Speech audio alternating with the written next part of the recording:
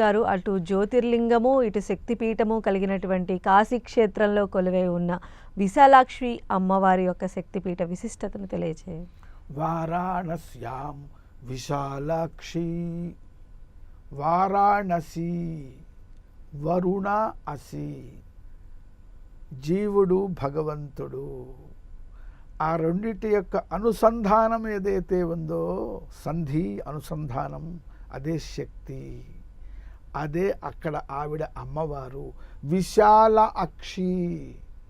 అమ్మవారికి కాంచీపురంలో కామాక్షి అని పేరు, మరొక చోట మీనాక్షి అని పేరు, ఇక్కడ విశాలాక్షి అని పేరు. అంటే కామాక్షి ఆమె దర్శన మాత్రము చేత మనలోని కోరికలన్నీ సఫలములవుతాయి. ఆమె మనల్ని చూడటం లేదా మనం ఆవిడని చూడటం. ఎందుకంటే ఆవిడ మనల్ని చూడకపోవటం అనేది ఉండదు. ఆవిడ దృష్టిలోనే ఆవిడ యొక్క కృపాకటాక్ష వీక్షణములు అనేటువంటి కిరణముల మధ్యలోనే మనం ఉన్నాం.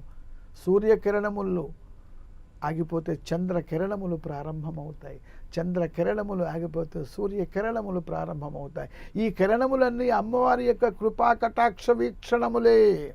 కాబట్టి ఇక్కడ విశాల అక్షి అంటే కాశీ క్షేత్రం, ఇది కూడా మరి జ్యోతిర్లింగ క్షేత్రము శక్తిపీఠ క్షేత్రము. ఇక్కడ తీర్థము క్షేత్రము శక్తి మూడు ఉన్నాయి. గంగా నది తీర్థము, ఎక్కడైతే పవిత్ర జలములు ఉంటాయో దానిని తీర్థము అని అంటారు. క్షేత్రము దైవీ శక్తి ఉంటుందో క్షేత్రము. అలాగనే శక్తిపీఠం ఉంటే పీఠము. ఇక్కడ కాశీలో శ్రీశైలంలో కూడా ఉజ్జయినిలో కూడా క్షిప్రా నది, ఉజ్జయినిలో శ్రీశైలంలో కృష్ణా నది, కాశీ క్షేత్రంలో గంగా నది. అందుకని శక్తిపీఠములు మూడు అన్నారు.